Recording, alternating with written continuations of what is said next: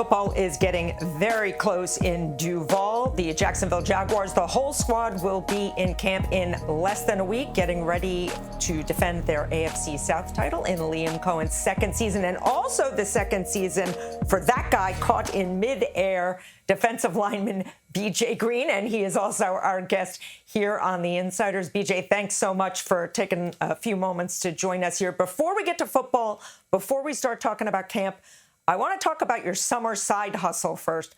You became a cover model this summer. How did that happen? Honestly, one thing kind of led to another. You know, they told us to take some time away from football when the season ended. You know, everybody kind of wanted to keep playing, but just to take a little step away, I went to New York for the first time, got to meet my cousin. She's on Broadway with Harry Potter and the Cursed Child, and I was really just out there buying clothes and food, and then I walked into a shop, Ron David's studio, and met actually Mr. Ron David, and he's a great guy. And then I met a guy named Phil, who he was also in there, and he was like, "Hey, like, you looking for a stylist?" And I was like, "Why not? You know, like, I'm just coming up. I don't really know too much about clothes and all of that." But then we went over to London, and I figured out, like, you know, from playing under Colorado my last year, you know, Prime always said you got to look like money to make money. So I was like, you know what, why not? You only live life once. And kind of just took off from there, just started taking pictures. You know, I went to LA with the NFLPA, took pictures there. And one thing led to another. And then Vegas Magazine reached out to both of us, and we, you know, seized the opportunity. And that's kind of just how it happened in less than a month. That's amazing. Just a modeling career on accident. You said, you know, you don't know I could see you got style, the shades, right? That's a stylish hoodie. Like, is this a side of yourself that's starting to come out and you just can't stop it at this point?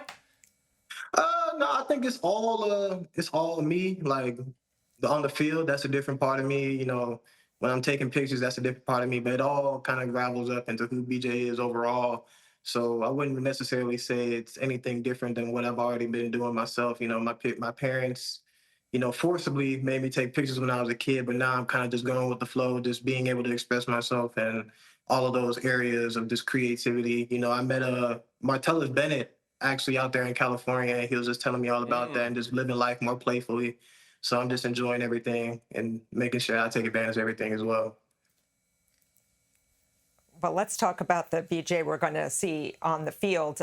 Last year at this time, you were just going into training camp hoping to make the roster. You were an undrafted free agent. Obviously, things are much different for you this season. How much different do you feel going into this training camp right now as a guy who already has a year under his belt and 2 sacks in the NFL?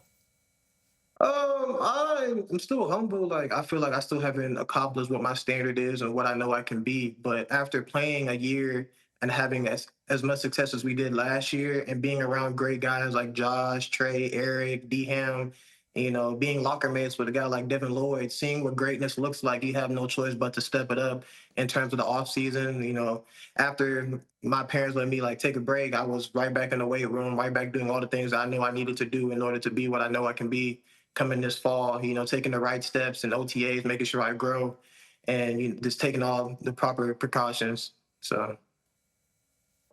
Let's talk about your defensive coordinator, Anthony Campanelli, a New Jersey guy like myself, quite the personality, now emerging as a head coaching candidate as well. What did you learn from him year one? And it's just got to be entertaining to have that guy in the room every single day with that accent, right? I think that he's, first of all, like, shouts out to him as a man. You know, I feel like you can ask anybody in our building, we would all run through a wall for him. And that's just a testament to who he is as a person. He cares about us, and he makes sure that he instills confidence in us, and he lets us know every day that he believes in us.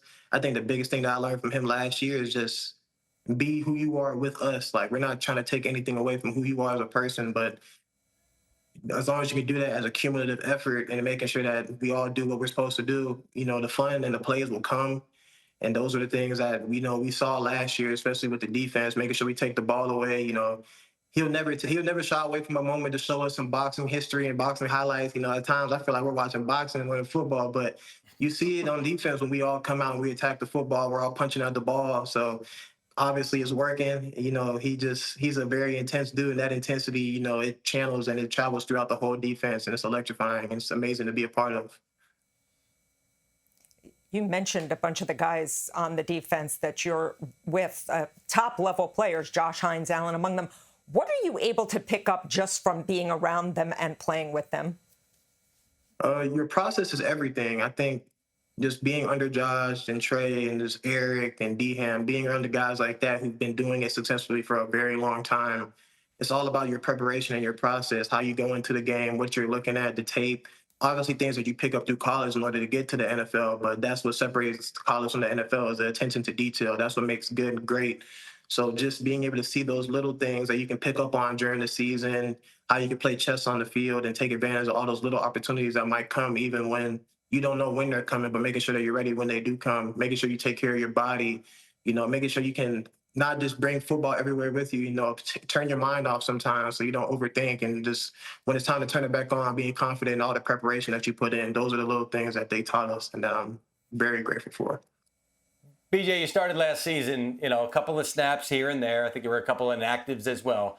And then as we got it late into the season, that's when the snap counts went up and the production alongside of it. What did you show those guys that earned that opportunity late in the season? And I expect you anticipate it'll continue to grow this year, right?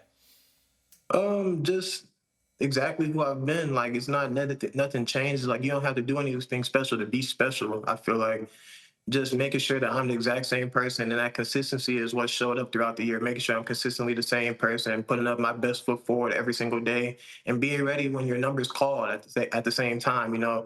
Things happen throughout the year, and you have those opportunities that come up. You don't know when they're going to come up, but you have to make sure that that person that they saw and why they chose to put you on that team, that's the exact same person you're going to be when you step on the field, and that you're going to go out there and, do what you need to do and then some. So. Before we let you go, we want to ask you, you just recently won an NFLPA Community MVP award. You had a free screening for some kids with disabilities and chronic illnesses of Toy Story 5. How'd you get involved working with kids, and what does that award mean to you?